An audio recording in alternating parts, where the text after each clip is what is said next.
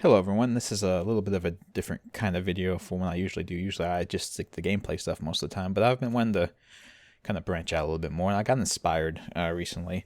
I'm playing through Soma right now. I'm probably like 3 hours in or so, and I've been getting a little bit of criticism about how I've been coming at that game, and I don't want to.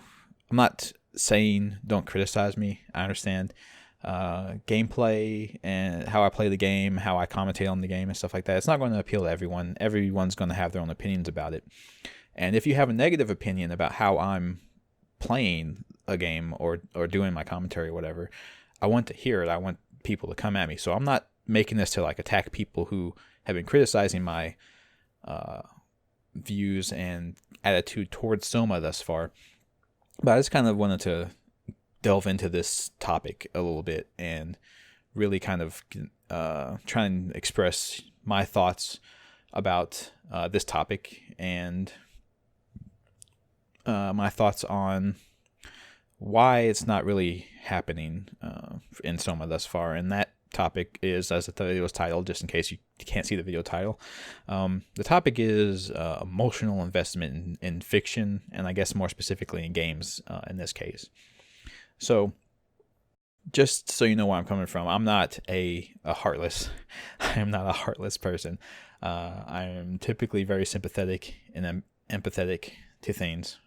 At the end of The Fox and the Hound, I cry. On this very channel, at the end of The Walking Dead Season 1, I was crying so hard that I could not actually form words to speak and continue the commentary during the portion of the credits. So, fictional things can hit me very hard, but there has to be some kind of effort and actual real work made in making that happen. So let's address specifically what Soma has done thus far and why it's not really been hitting me. So you are a guy who goes into a hospital, not even a hospital, just like some office building for a brain scan because you have brain bleeds. I would think that would kill you, but maybe not. So you go in for brain bleeds and you start getting your brain scanned. You're in this machine. And all of a sudden, you are not in that office anymore. Now you're in this abandoned, like really rundown facility, and you're not sure what's going on. At this point in the game, you're not even sure this is really happening. In fact, I don't think at any point in the game thus far has it ever been really explicit and really clear that, yes, this is really happening. In fact, the game is antithetical towards that idea. So first of all, you're not even sure you're really in the real setting, that anything is really happening. Secondly, the first situation that you run into that is kind of iffy, you're just walking through the facility. You've run into some pretty scary stuff thus far, but you come into a control room, and there's a robot laying on the floor, hooked up to the power sources. They're saying, "Oh, I'm happy. Go away, leave me alone." And the game tells you, if you want to proceed, unplug this robot from the power supplies. So you do, and then you proceed. First of all, we're going to ignore the idea that unplugging a robot kills it. That's stupid. Any being that has their consciousness stored in a storage device that is not power dependent, like these ones are not, unplugging them is just making them go to sleep. They are not dead. They're not destroyed. They are just not conscious. I don't have a big deal. I don't have a big problem with that. I don't know why anyone would. This was not a moral dilemma for myself. This was not something for me to even consider. Really, it just needed to be done. The game let me know it needed to be done, and so I did it. And it doesn't get much better later on. It gets a little bit better, but not much. Later on, you find this woman who is plugged up to life support machines, and she is plugged into the power supply that runs the entire facility, that section of the facility anyways. She sounds like she does not want to be there, and she would rather be dead. And that's pretty much all you know about her. You never met her before. She has no name. She has no character. She's just there. And the game throws her in your path and says, unplug her from the power supply and kill her, or else you'll never proceed in the game. Once again, that is not a situation in which I will have some kind of emotional response to or any kind of moral quandaries about. I will just do it because that's what I have to do to get through the game.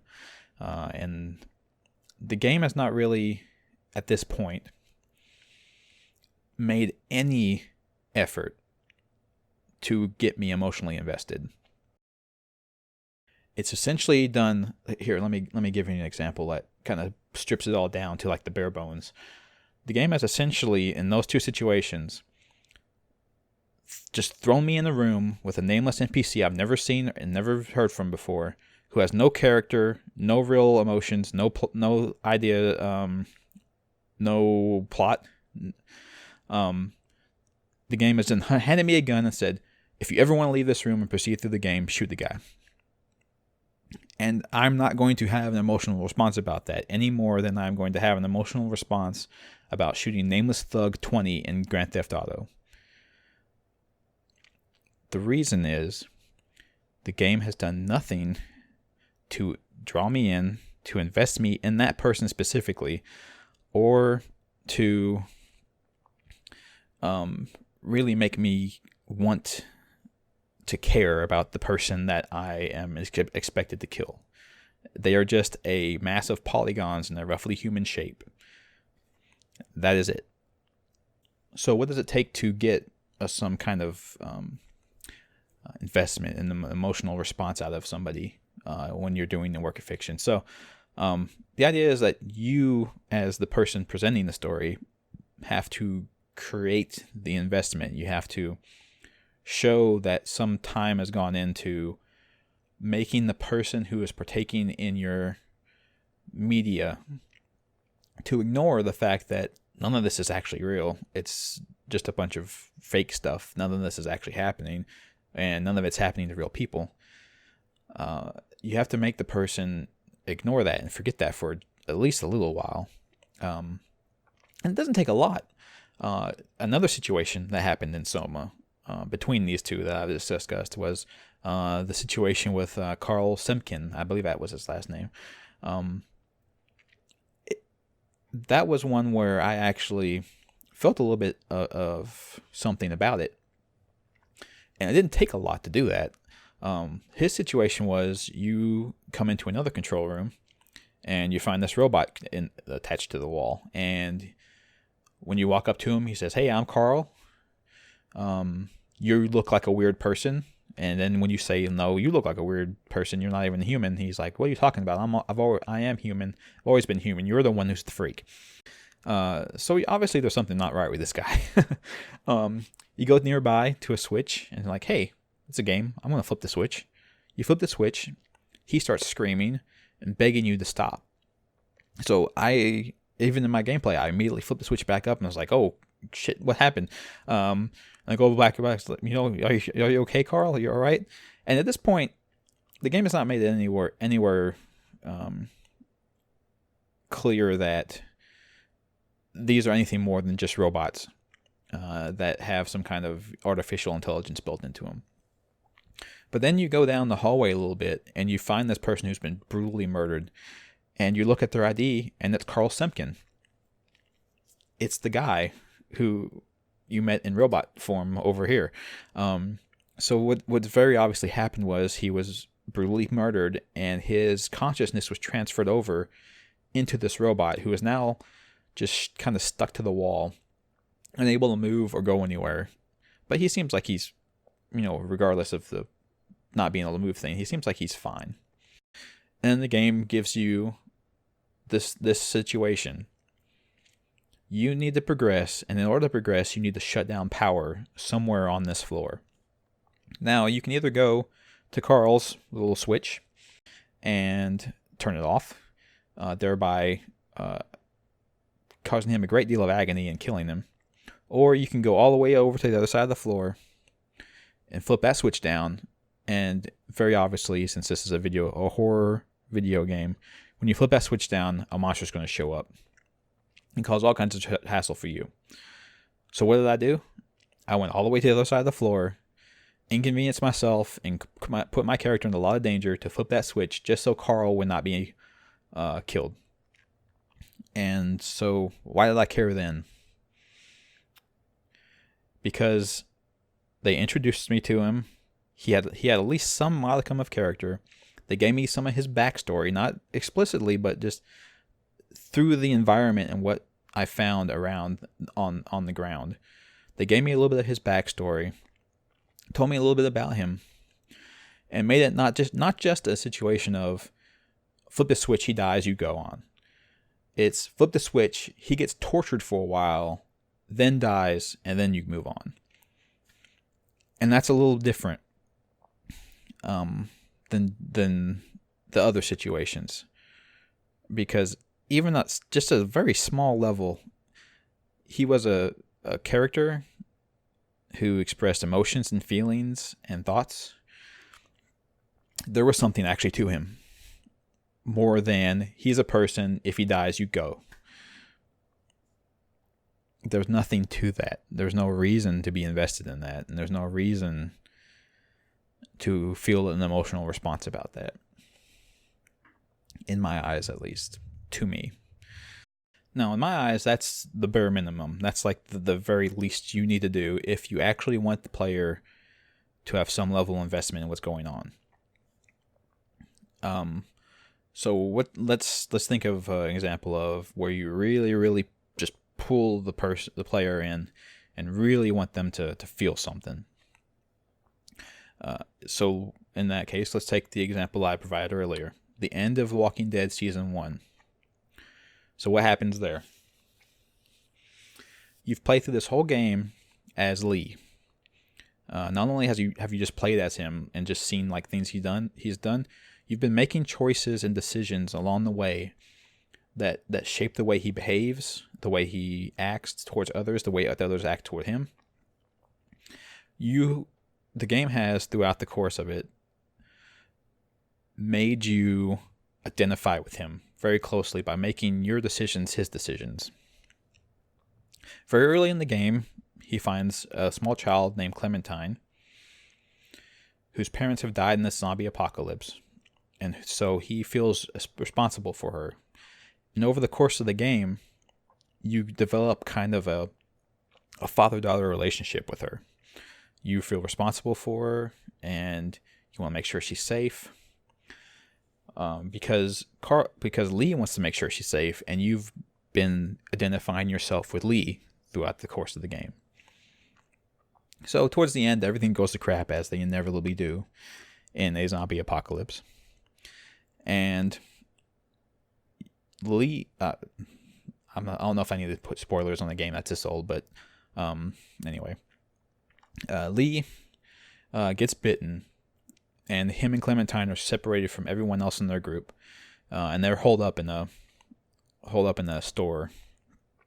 And Lee knows, things are about to go bad. He knows what happens when you get bitten. He feels it coming on. So the game gives you a choice. So in that situation, a choice needs to be made. Does he have Clementine, a very, very small child, shoot him to make sure that he does not turn? Or does he have her leave him so that he turns into a zombie sometime soon? So, just on top of the idea that you've now identified with this person and they're dying, so you should feel bad about that just off the top. They also provide this really awful choice that I don't know. I don't think anyone would want to have to make, and it's a hypothetical that even though you probably will never be in that situation, it still makes you think and consider it and kind of identify with what's happening. Do you saddle this small child with the burden of having killed you just to be safe in the future, or do you have them leave you in a situation where maybe one day, it won't be you, but maybe one day after you zombified, you go out and you're responsible for the death of somebody else. Maybe she doesn't find a way out of that building, you zombify and you kill her. Is there a necessarily right situation there?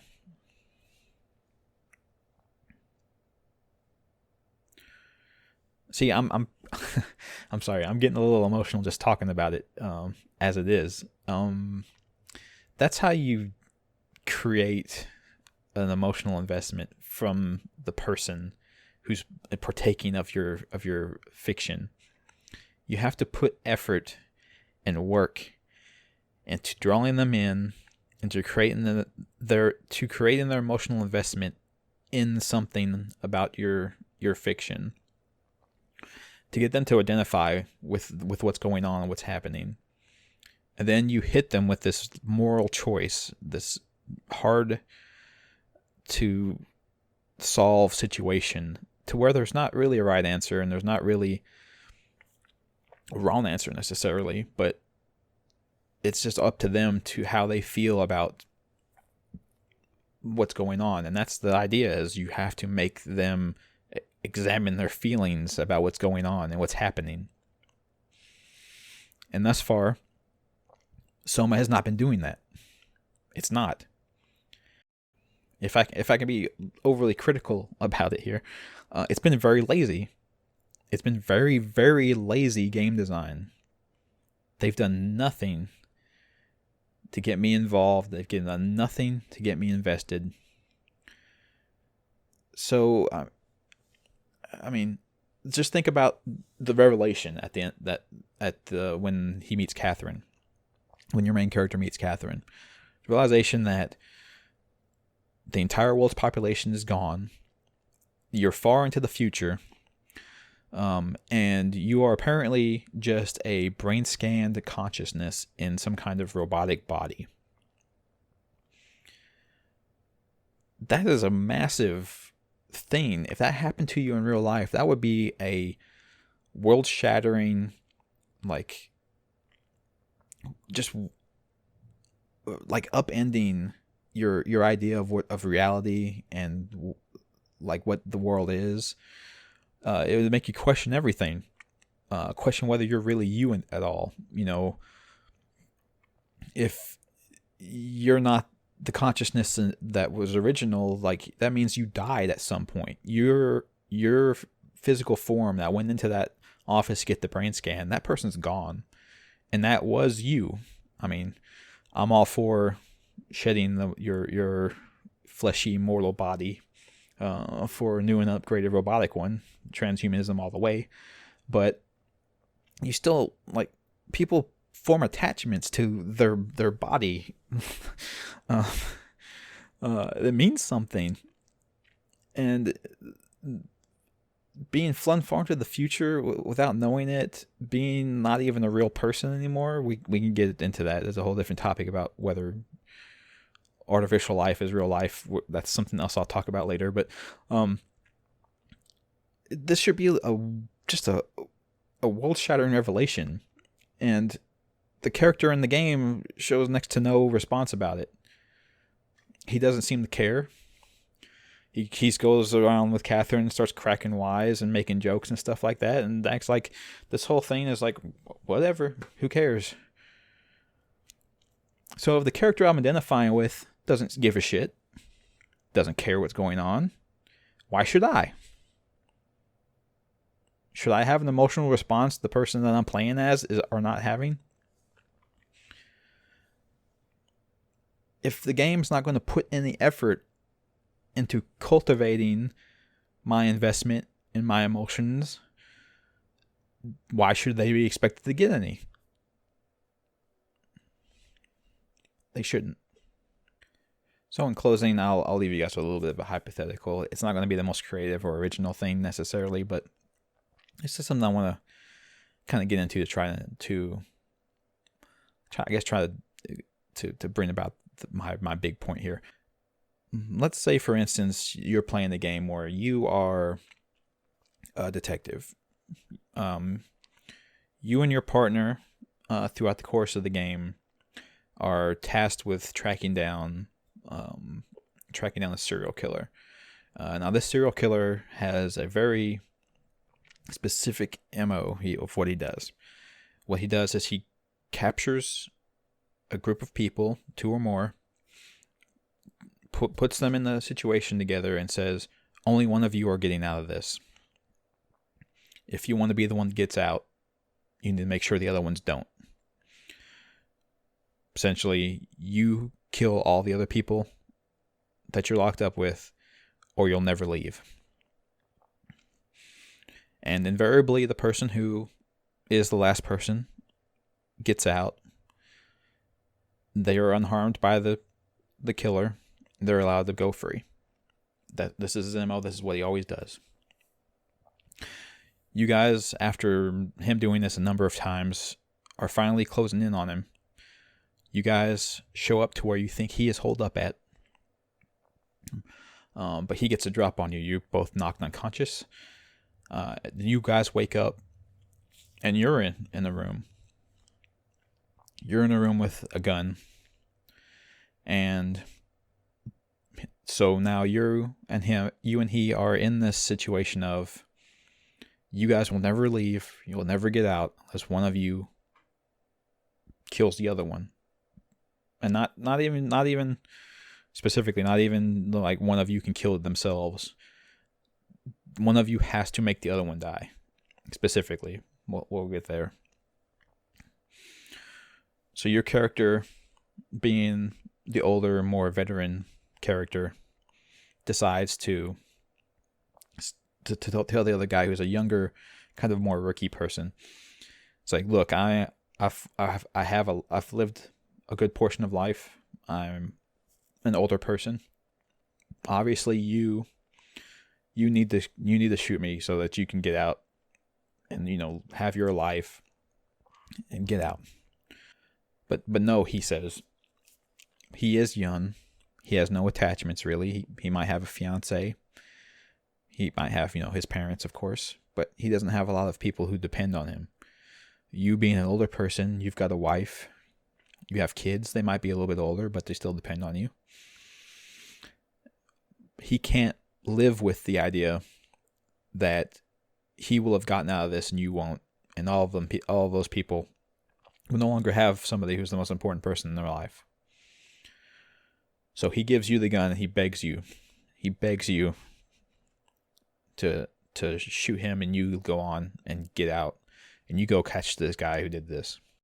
Now that is a situation, I feel at least, worth feeling a little bit invested in, and have worth like looking. It's something to make you look inside yourself, question like who you are, what your morality is, what, like, if you were in that situation, as far-fetched as it is, what would you do? Is there a right or wrong to that situation of who should be the person who leaves that room? And just the idea that if you want people to feel things, it takes work, it takes talent, it takes thought. It just takes some effort on your part to get the person pulled in. And if you can't do that, then if somebody doesn't cry when the character dies in the game, I don't think that's their fault. I think that's your fault, because you didn't try hard enough, or you just weren't good enough to get that kind of reaction out of them. And I know I'm ending on a little bit of a downer with the end of this here, with that little situation there, but I kind of hope you guys understand where I'm coming from at this point. And of course, if you have your own thoughts or feelings on the situation or on how this stuff has been going thus far, please let me know. And I hope to do more things like this in the future. Hopefully, a little bit lighter and more joyous. I'm sorry. I've actually thinking about that situation. I've actually brought myself down. I've actually brought myself down, just considering it. So I hope you all have a wonderful day. I'm sorry if I brought you down. Uh, Thank you all for watching, and I hope you all have a great day. Bye bye.